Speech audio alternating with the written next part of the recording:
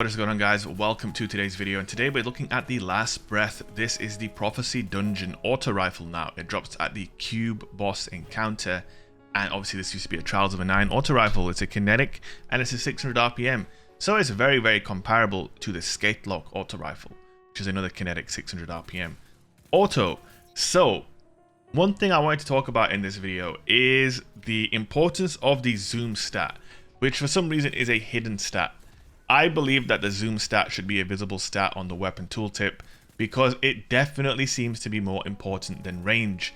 We will get into that very shortly. I did some testing and the findings were very interesting between Skate Lock and the Last Breath.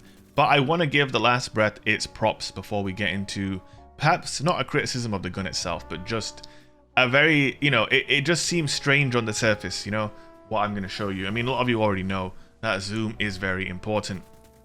But anyway, that is not important right now.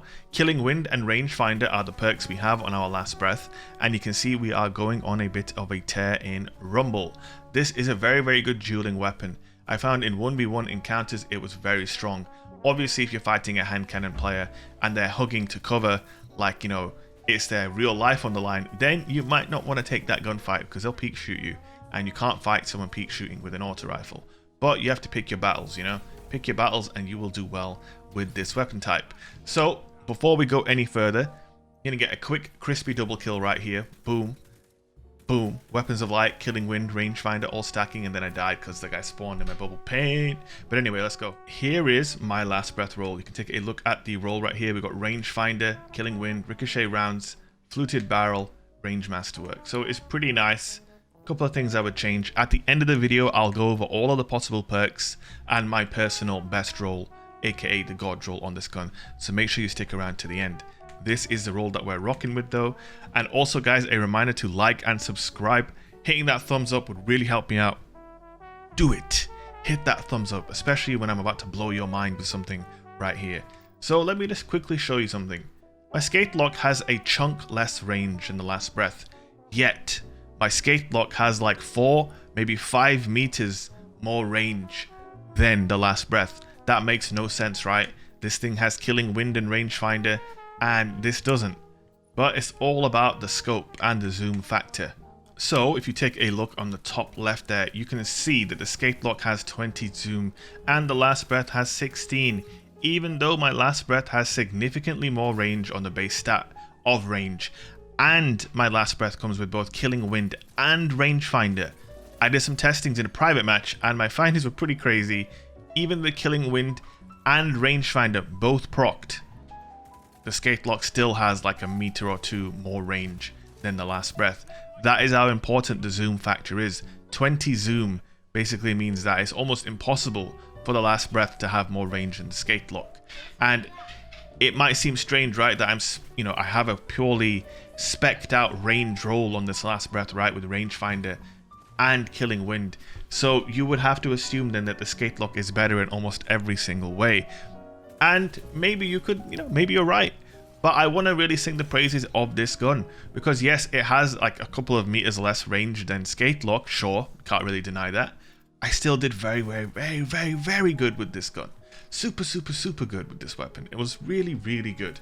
Now, one of the things I've been talking about a lot is sights, and this is no different to say Darkest Before has such a clean sight, right? This is no different, man. It's such a clean holographic red dot reticle, and it makes landing your shots an absolute breeze. And I do know that what I'm about to say is completely placebo, but it's almost like this thing shoots faster than a 600 RPM. Like when you shoot Skate Lock, it feels like a 600. When you shoot this thing, and I think it's purely down to the way the weapon sounds, if I'm being honest, it just feels like it shoots faster. And you can see at these ranges here, yes, I'm getting damage fall off. I'm not hitting max damage, but I'm still hitting really solid numbers. And in these Rumble lobbies, which were basically entirely populated with people using hand cannons, I was able to hang pretty well with this gun.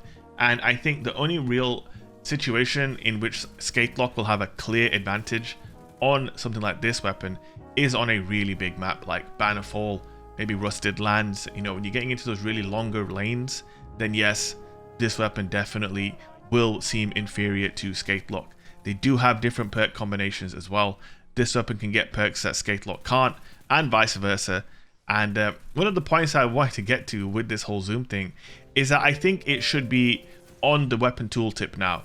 Like, you should be able to see on a gun, you know, that it has X amount of zoom, because to players who don't know what the zoom value even is, it will make no sense that a last breath has less range than a weapon with considerably less range on the range stat, you know. And on top of that, it has rangefinder and killing wind. But obviously zoom is such an important factor on a weapon that it overrides, you know, what should make logical sense, right? In the sense that, you know, on the range bar, at least, you know, what you see to the naked eye, it shouldn't have more range. Obviously, yo guys, we are on D2 Gunsmith here for the end of the video, and we've already built our god roll right here. You can see it over here on d2gunsmith.com. I just wanted to talk to you about how I came to the conclusion that this would be the way to go on this gun. Obviously, we're going with Killing Wind and Rangefinder, which are the perks that I had on my very own Last Wish. Last Wish? I meant Last Breath. You know what I meant, okay? But anyway, I want to show you the traits first. We've got Side Shot, we've got Subsistence, we've got Dynamic Sway, Ensemble, Killing Wind, and Demolitionist. Now, I think it's a tie between these two perks, Killing Wind and Dynamic Sway.